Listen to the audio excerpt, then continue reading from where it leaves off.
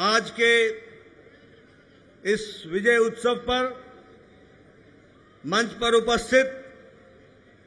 हम सबके बहुत ही प्रिय और देश के यशस्वी प्रधानमंत्री सम्माननीय श्री नरेंद्र मोदी जी, हमारे रक्षा मंत्री आदरणीय राजनाथ सिंह जी, हमारे गृह मंत्री श्री अमित भाई शाह जी और यहां उपस्थित इतनी बड़ी संख्या में इस विजय उत्सव में आए हुए हमारे सभी समर्थक, कार्यकर्ता बंधु, मीडिया के मेरे साथी, प्रिंट मीडिया और इलेक्ट्रॉनिक मीडिया के मेरे साथी और देश भर से टेलीविजन के माध्यम से जुड़े हुए हमारे करोड़ों कार्यकर्ता और भारत की यशस्वी जनता, आज ये बहुत ही खुशी का विषय है कि आज इस धन्यवाद मोदी जी को देने के लिए और विजय उत्सव मनाने के लिए इतनी बड़ी संख्या में उत्साह के साथ आए हुए हैं कार्यकर्ता। आप सब लोगों की तरफ से और भारतीय जनता पार्टी के लाखों कार्यकर्ताओं की ओर से सबसे पहले इस कार्यक्रम में मैं आदरणीय प्रधानमंत्री मोदी जी का हार्दिक अभिनंदन करता हूं, स्वागत करता हूं।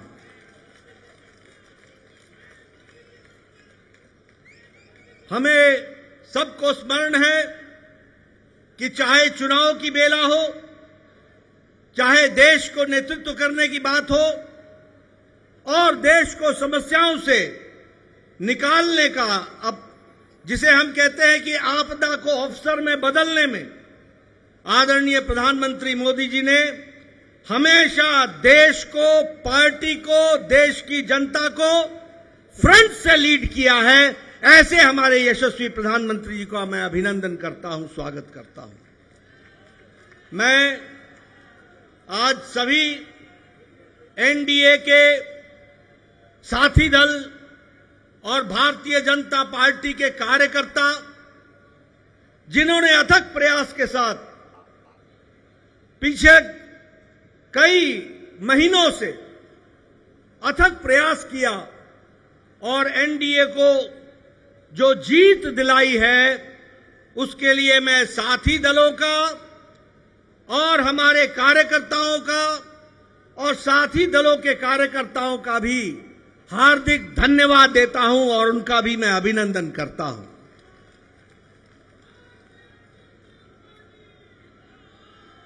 मैं भारतीय जनता पार्टी की ओर से देश के करोड़ों हमारे देशवासियों को, जो प्रधानमंत्री मोदी जी के नेतृत्व में विश्वास करते हुए एक ऐतिहासिक पल, एक ऐतिहासिक घड़ी के चश्मदीद गवाह बनने का हम सबको सौभाग्य दिया, ऐसे हमारे मतदाता बंधु, जिन्होंने भारतीय जनता पार्टी और एनडीए को अपना आशीर्वाद दिया और प्रधानमंत्री मोदी जी के नेतृत्व को आगे बढ़ाने का काम किया, ऐसे करोड़ों करोड़ों देशवासियों को मैं पार्टी की ओर से बहुत बहुत धन्यवाद देता हूं। हम जानते हैं देश ने एक नई करवट राजनीति में ली और एक नया इतिहास रचा है 2014 के पश्चात। हम जानते हैं कि 2014 के बाद मोदी जी के नेतृत्व में एक मजबूत सरकार बनकर के आई, मजबूत सरकार, और हमने देखा कि इस मजबूत सरकार को 2019 में फिर से भारत की जनता का आशीर्वाद मिला और देश के चाहे कोई आपदा आई, चाहे समस्याएं आई, चाहे गरीबों के उत्थान के विषय थे, प्रधानमंत्री मोदी जी की नीतियों को फिर से 2024 में आशीर्वाद देते हुए इस ऐतिहासिक घड़ी को हम देख रहे हैं। जब प्रधानमंत्री मोदी जी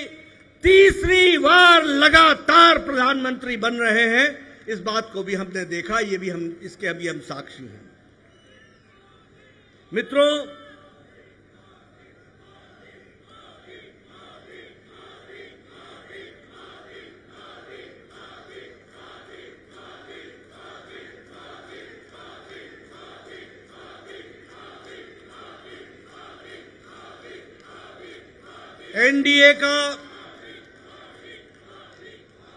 एनडीए का गठन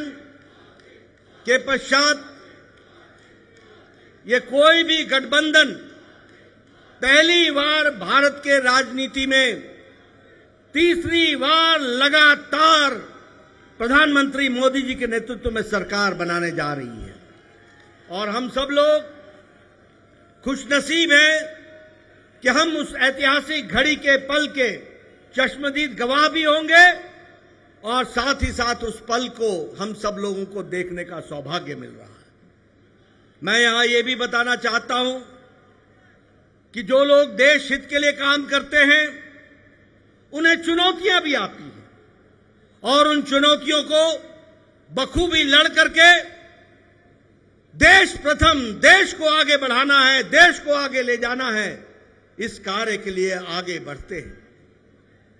लेकिन कुछ लोग जिनके लिए खुद का स्वार्थ महत्वपूर्ण होता है और खुद के स्वार्थ के लिए स्वार्थपूर्ण गठबंधन करते हैं और स्वार्थपूर्ण तरीके से लोक लुभावने वायदे करके सरकार के नजदीक आना चाहते हैं, जहां ऐसे लोगों को देश की जनता सबक सिखाती है, वहीं इनका इकोसिस्टम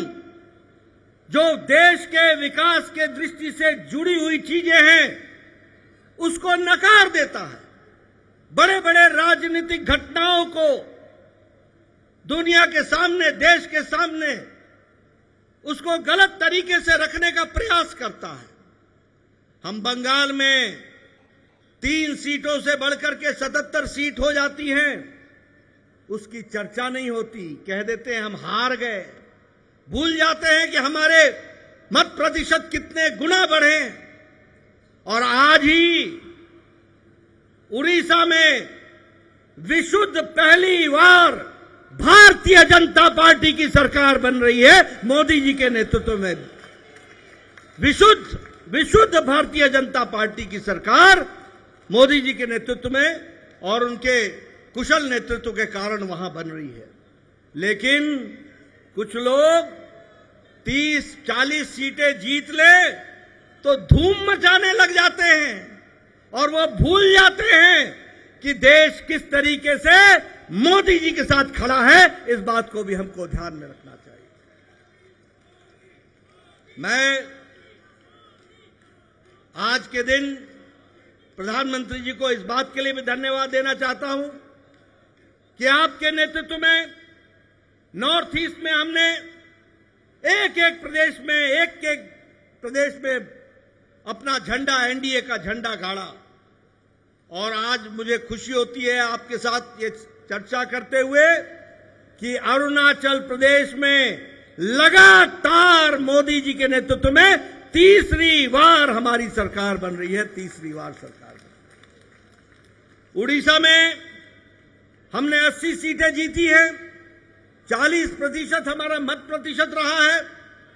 और उसी तरीके से लोकसभा में भी एक तरफा फैसला लोगों ने भारतीय जनता पार्टी और एनडीए के पक्ष में दिया है। मैं आपके साथ इस बात की भी चर्चा करना चाहता हूं कि आंध्र प्रदेश में हमारे अलायंस पार्टनर के साथ वहां भी एनडीए की सरकार बन रही है। इस तरीके से परिवर्तन हुआ है। मित्रों, केरल में भारतीय जनता पार्टी ने अपना खाता खोला है, जहां हम कहीं दूर दूर तक नहीं दिखते थे, दूर दूर तक नहीं दिखते थे, उस केरल में कमल खिला है और वहां भी एनडीए की उपस्थिति हो गई है। इसको भी हमको ध्यान में रखना चाहिए। हमारे वोट शेयर बढ़े हैं, हमारे प्रदेशों में वोट का शेयर भी बढ़ा है। और इसके साथ साथ मैं एक बात और कहना चाहता हूं, 2014 में यह बहुत ही ऐतिहासिक घटना घटी थी कि एक गरीब मां का बेटा भारत का प्रधानमंत्री बने थे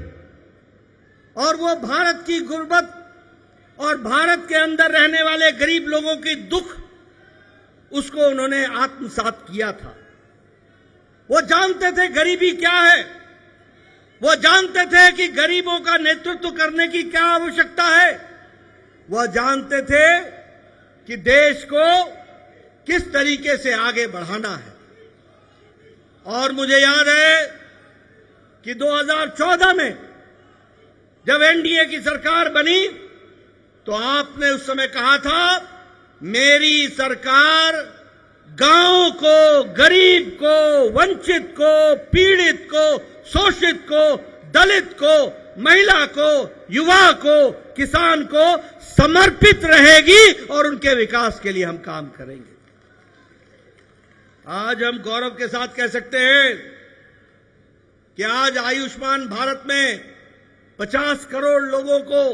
दुनिया का सबसे बड़ा हेल्थ कवरेज मिल रहा है और उनकी चिंता हुई है तो आदरणीय प्रधानमंत्री मोदी जी के नेतृत्व में हुई है। और आगे 30 में इस देश का कोई भी नागरिक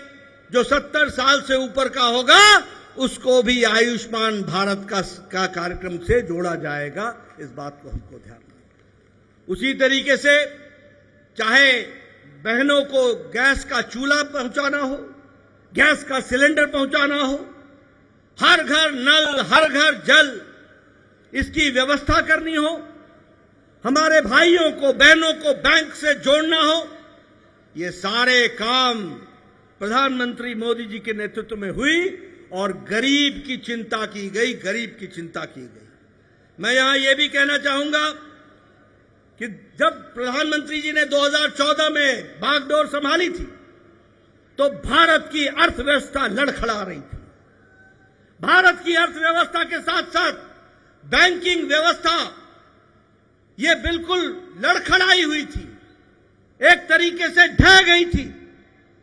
और भारत देश की अर्थव्यवस्था के साथ साथ बैंकिंग व्यवस्था जब लड़खड़ाई तो दुनिया में भी हमारी अर्थव्यवस्था की ताकत कम हुई। लेकिन प्रधानमंत्री मोदी जी के नेतृत्व में बैंकिंग व्यवस्था को मजबूती दी गई, अर्थव्यवस्था को मजबूती दी गई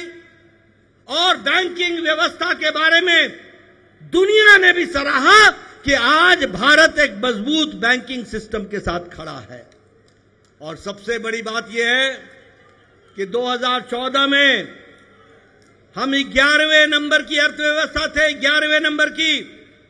आज हम मोदी जी के नेतृत्व में सुदृढ़ तरीके से 5वें नंबर की अर्थव्यवस्था है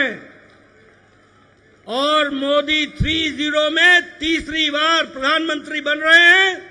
भारत की अर्थव्यवस्था तीसरे नंबर की होने जा रही है, इसको भी हमको ध्यान में रखना चाहिए। प्रधानमंत्री मोदी जी के नेतृत्व में गांवों को मजबूती मिली, गरीबों को ताकत मिली, दलितों को सम्मान मिला,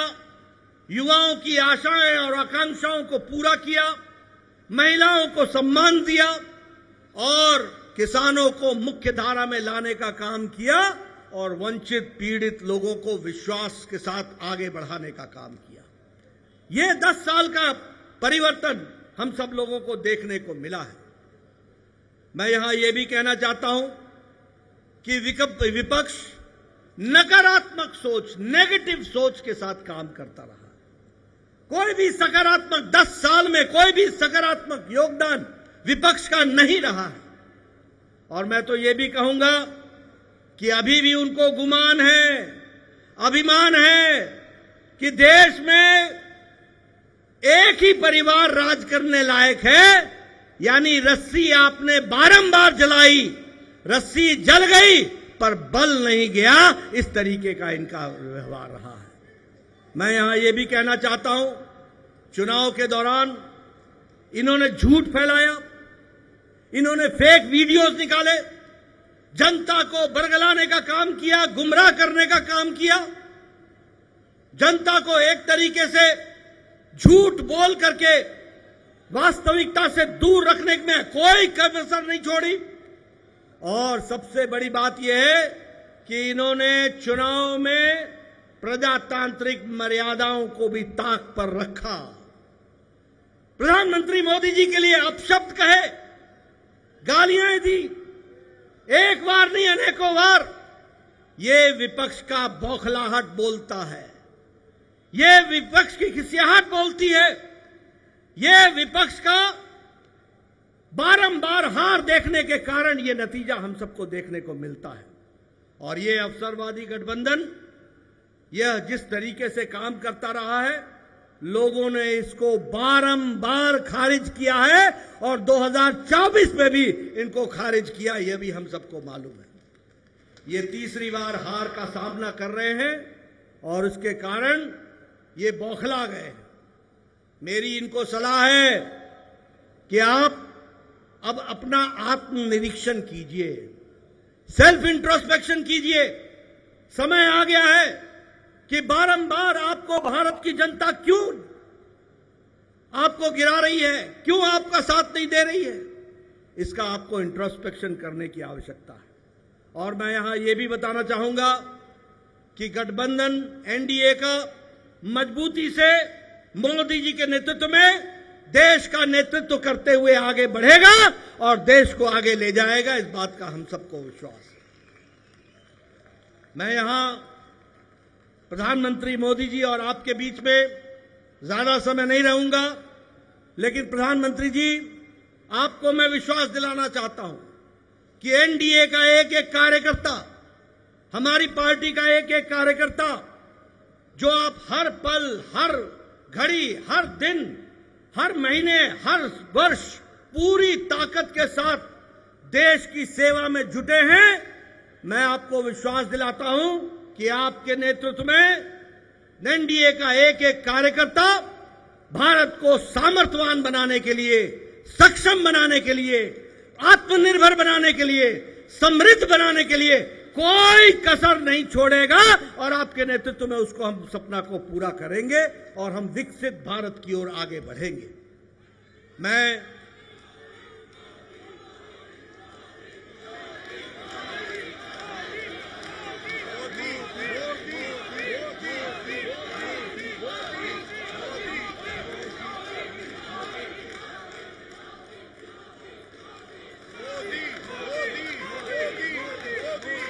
इसके पहले